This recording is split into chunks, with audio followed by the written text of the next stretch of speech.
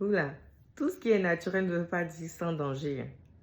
Tout ce qui est naturel ne veut pas dire sans danger. Est-ce que vous connaissez le Zorba? Vous connaissez le Zorba? Quand le Zorba, c'est naturel, hein, mais quand vous consommez et vous consommez trop, là, vous tombez en cloque. Vous connaissez le Zorba? Bref. Bienvenue sur Rituel Santé Beauté. Vous êtes avec Dr Muriel, pharmacienne et dermocosmétologue. Et aujourd'hui, on va parler des compléments alimentaires.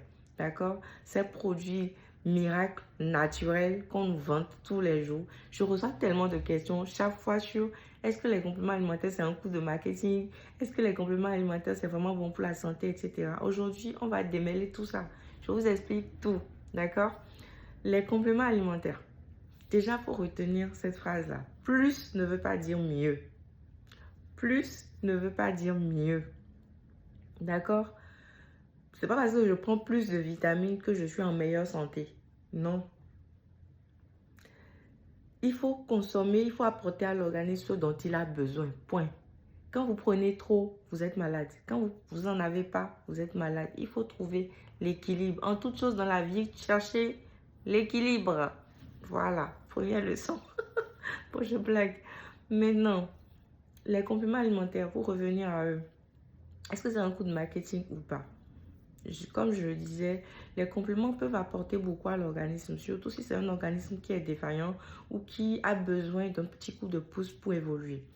D'accord? Mais c'est parce qu'il faut prendre chaque fois des compléments alimentaires à tout va qu'on se trouve en meilleure santé. Ici, on parle du Restane. Le Restane, c'est comment rester en santé sur du long terme, chaque jour, pas chaque action dans le quotidien. D'accord? Donc, prendre trop de compléments alimentaires, voilà. Il faut faire attention aux marques. Il y a des marques qui vont vous faire des bonnes formulations avec des ingrédients. Les quantités des ingrédients listés sont exactes, correctes et tout. Et il y a des marques, par contre, qui sont un peu floues. Les ingrédients, on ne sait pas trop. La constitution, est-ce que les quantités sont vraiment exactes ou pas? On ne sait pas, ainsi de suite. Donc, faites très attention. Il y a aussi les fameuses euh, gummies, les bonbons santé naturelle et tout, voilà, qui sont formulés avec des saveurs, etc., etc.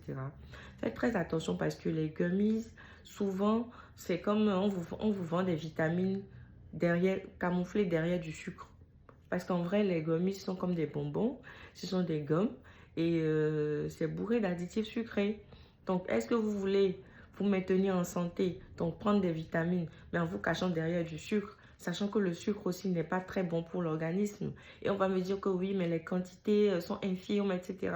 En sachant qu'il y a des personnes, même quand vous leur dites c'est pas plus de 2 gummies par jour, ils peuvent prendre 5 ou 10 parce que pour eux, c'est comme des bonbons, c'est comme les pastilles. Certaines personnes n'ont pas besoin de pastilles, n'ont pas des maux de gorge ni de tout, mais prennent des pastilles.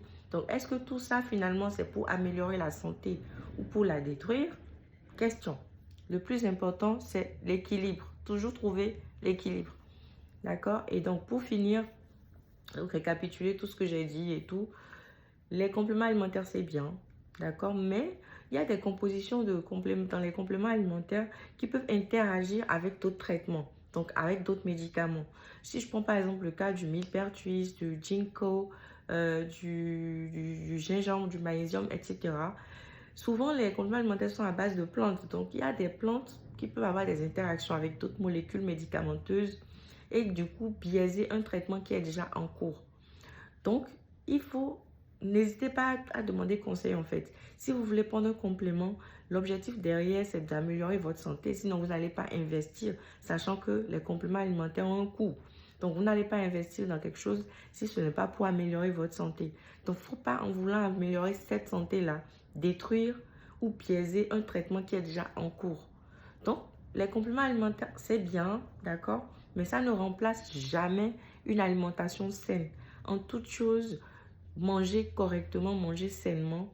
Et si vraiment l'organisme en a besoin et que vous avez fait des analyses, vous avez besoin par exemple de calcium, etc., on va vous le dire et vous allez prendre des compléments.